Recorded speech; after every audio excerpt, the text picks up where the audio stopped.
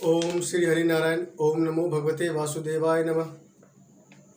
नमस्कार दोस्तों, आप सभी का स्वागत है भाग्योदय ज्योतिष केंद्र के इस वीडियो में। साथियों, आज का जो वीडियो है ज्योतिष संबंधित नहीं है। आज का ये वीडियो मात्र और मात्र केवल सिर्फ और सिर्फ नवरात्रि जो हमें प्रारंभ होने वाले हैं उसके ऊपर निर्धारित है। साथियों, आज के इस वीडियो में मैं किन किन चीज़ों के बारे में बताऊँगा, इस बारे में हम बात कर लेते हैं। साथियों, मैं आपको इस वीडियो में बताऊँगा कि नवरात्रि कब से स्टार्ट हो रहे हैं और इसमें नवरात्रि में आप कलश स्थापना कब करना चाहिए, उसकी जो शुभ मुहूर्त है वो कब का है, कलश स्थापना में हमें कौन कौन सी चीज़ों की आवश्यकता होती है और कलश स्थापना करने की विधि क्या है, मैं इस बारे में बात करूंगा। और साथ साथ इसके अलावा मैं यही बात करूंगा कि जो नवरात्रि का जो ये पर्व है, ये महापर्व जो है, ये स्टार्ट होना कहाँ से प्रारंभ हुआ था और इसके बारे में मान्यता क्या क्या है, इस बारे में बात करूँगा। तो इसके अलावा मैं आपको प्रतिदिन हम किस किस देवी की प्रतिरूप को हम पूजते हैं, इस बारे में बात करूंगा। साथियों, वीडियो को ज़्यादा लंबा ना करते हुए हम शुरू करते हैं। इस बार जो नवरात्रि है उसमें हमें किस तरीके से, हमें कब उसका मुहूर्त है, इस बारे में बात करते हैं। साथियों, इस बार जो नवरात्रि स्टार्ट हो रहे हैं वो 13 अप्रैल से स्टार्ट हो रहे हैं। तो उसमें जो शुभ मुहूर्त है वो 5:58 सुबह 13 तारीख के 10:14 तक इसका मुहूर्त है। तो ये कुल मिला के लगभग 4.25 घंटे के आसपास का मुहूर्त है।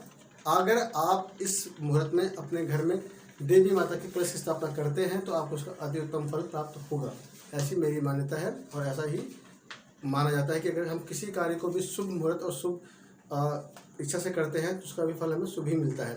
साथियों, अब हम बात कर लेते हैं कि हमें वो कौन कौन सी चीज़ें हैं या कौन कौन सी सामग्री है जिसकी हमें आवश्यकता पड़ती है माँ दुर्गा की जो कलश की स्थापना करते हैं उसके लिए। साथियों, उसके लिए हमें फूल, लाल फूल हो तो बहुत अच्छा है, लाल वस्त्र, अक्षत, पुष्प, धूप, दीप, नैवेद्य और 16 श्रृंगार माता चढ़ाने के लिए वो चाहिए होते हैं। इसके अलावा साथियों में उनके लिए एक आसन चाहिए होता है जहाँ पे हम माता का चौकी की स्थापना करते हैं।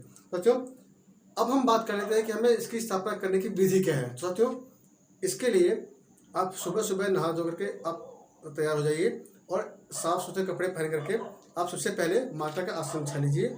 और आसन बिछाने के बाद उसके ऊपर से पहले लाल कलर का जो एक कपड़ा हो, आपके पास लाल रंग का वस्त्र हो, आप उसे बिछा लीजिए। उसके बाद आप माता की जो कोई मूर्ति हो या कोई प्रतिमा हो जो आप इस पर लेकर के आए हैं या फिर जो आपका पहले से है जिसकी आपको भी स्थापना करनी है, वो आप उस जो आपने आसन लगाया है उस पर रख दीजिए। तो उसके बाद आपको एक छोटे से एक बर्तन में, वो बर्तन चाहे मिट्टी का हो, तांबे का हो, जिस भी चीज़ का जो सामर्थ्य बस आप जितना चाहें उस हिसाब से रख सकते हैं। अगर मिट्टी का बर्तन है तो उस मिट्टी के बर्तन में आप थोड़ा सा मिट्टी रख लीजिए और उसमें कुछ जौ डाल दीजिए और उसके ऊपर थोड़ा पानी का छिड़काव कर दीजिए। तो कोशिश कीजिए अगर आपको इंद्र जौ मिल जाए तो बहुत ही उत्तम माना जाता है। नवरात्रि में इंद्र जौ की पूजा करने पे तो विशेष महत्व है। तो अब जब आपने उस बर्तन में जौ बो दिया है, जौ बोने के बाद उसके ऊपर एक आप मिट्टी का कलश रख लीजिए। मिट्टी के कलश में आपको फूल, अक्षत, थोड़ा सा कुछ पैसे और कुछ चीज़ें आप इसमें रख करके आप उस पर अशोक के पत्ते या फिर आम के पत्ते आप उसमें रख करके एक नारियल रख दीजिए उस पर। और नारियल को जब आप रखते हैं तो उस समय नारियल के ऊपर चुन्नी लपेट दीजिए ताकि वो बहुत सुंदर लगे। और जब आप एक कलश की स्थापना करते भी हैं तो उस कलश के ऊपर आप एक स्वास्तिक बना दीजिए, क्योंकि हमें कहा जाता है, हर जगह पर हमने सुना भी आज तक कि सनातन धर्म में स्वास्तिक का उतना ही महत्व है जितना कि ओम का है। साथियों, जब हम स्वास्तिक उसको बनाते हैं तो उससे हमें एक अलग ही एक ऊर्जा प्राप्त होती है। साथियों, ऐसी मान्यता है कि अगर आप कभी 9 दुर्गे का 9 दिनों जो व्रत रखते हैं, आप अगर किसी आपके घर में कोई ऐसा व्यक्ति है जो 9 दिन पूरे व्रत रखने वाला है, तो आपको कोशिश ये करना चाहिए कि आपको 9 दिन तक आप घर में एक दिया माता के चौकी के सामने जलता रहे, ताकि उस जो अगर कोई 9 दिन का जो दिया जलता रहेगा तो उसका भी एक विशेष महत्व होता है। वो सब आप जब आप करते हैं तो खुद इसकी बारे में आपको समझ में आना शुरू हो जाएगा। साथियों, जब आप 9 दिन 9 रात्रों का व्रत रखते हैं तो कोशिश कीजिए आप अपने शरीर से, मन से पवित्र रहिए। उस समय घर में लहसुन प्याज आदि का सेवन ना किया जाए तो बहुत ही अच्छा होता है। और जो लोग, अगर किसी घर में कोई व्यक्ति है, कोई भी आपका भाई बहन या कोई पति पत्नी में से कोई भी 9 रात्रों का फास्ट रखता है, 9 दिन पूरे फास्ट रखता है, तो उन्हें घर में तो लहसुन प्याज आदि तामसिक चीज़ों का बिल्कुल ही बहिष्कार कर देना चाहिए। तो इसके अलावा ये भी माना जाता है कि अगर आप नवरात्रि में अगर आप 9 दिन तक जो फास्ट रखते हैं उस फास्ट के दौरान अगर आप माता के सिर्फ नामों को जाप करते रहें, माता के बहुत सैकड़ों नाम हैं, आप उन नामों को जाप करते रहें तो उसका बहुत ज़्यादा विशेष फल मिलता है। तो इसके अलावा कहीं कहीं शास्त्रों में, अब मैं बात कर लेता हूँ कि शास्त्रों में ये जो नवरात्र का प्रारंभ हुआ था वो कब से हुआ था, इसके पीछे की मान्यताएं क्या क्या हैं। तो इसमें दो तरह की मान्यताएं हमें जो सुनने को मिलती हैं वो है, एक तो जब श्री रामचंद्र रावण पे चढ़ाई करने जा रहे थे, रावण के जब लंका पे चढ़ाई करने जा रहे थे, तो उससे पहले उन्होंने अपने विजय के कामना के करते हुए 9 दिन तक माता का चंडी देवी का व्रत रखा था और उनका जो आह्वान किया था।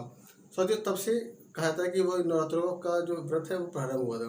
इसके अलावा कहीं कहीं ये भी सुनने को मिलता है कि एक वृत्रासुर नामक एक राक्षस था जिसने कि पूरे संसार में बहुत ज़्यादा तबाही मचा रखी थी। तो उस तबाही से बचने के लिए देवताओं ने माँ दुर्गा को प्रसन्न करने के लिए 9 दिन का व्रत रखा था, जिसके बाद माँ दुर्गा ने प्रसन्न होकर उसका वध किया था।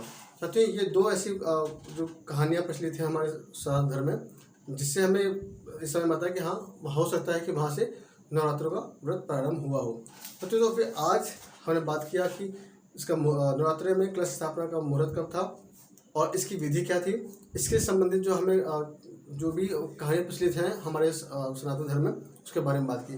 तो अब हम बात कर लेते हैं जो ये जो हमारा जो 9 दिन का व्रत होता है, ये 9 दिन का व्रत 9 ही दिनों क्यों होता है और हम हर दिन क्या एक ही देवी की प्रतिमा की पूजा करें या फिर एक ही देवी को मान के पूजा करें। साथियों इसमें मेरा जवाब है कि आप जो घर में आपके माता की मूर्ति है वो आप वही रखें, लेकिन जो 9 दिन का जो व्रत होता है उसमें हर दिन अलग अलग देवी के स्वरूप का पूजा की जाती है, जिसके बारे में कहा जाता है।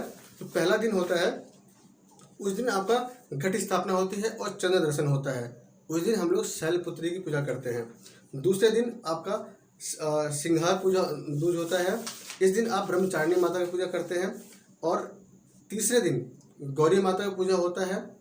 गौरी माता ये चंद्र घंटा देवी की पूजा होती है। नवरात्रि के चौथे दिन कुष्मांडा माता की पूजा होती है।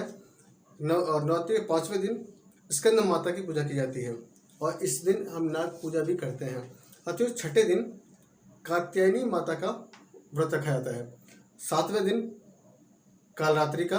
8वें दिन अन्नपूर्णा या माँ दुर्गा अन्नपूर्णा या महादुर्गा का पूजा की जाती है। 9वें दिन रामनवमी होती है। इस दिन ज़्यादातर लोग अपना फास्ट का तर्पण कर देते हैं, लेकिन हमें तर्पण हमेशा 10वें दिन करना चाहिए। 10वें दिन किसी नवरात्रि का जो फास्ट होता है उसको तर्पण किया जाता है।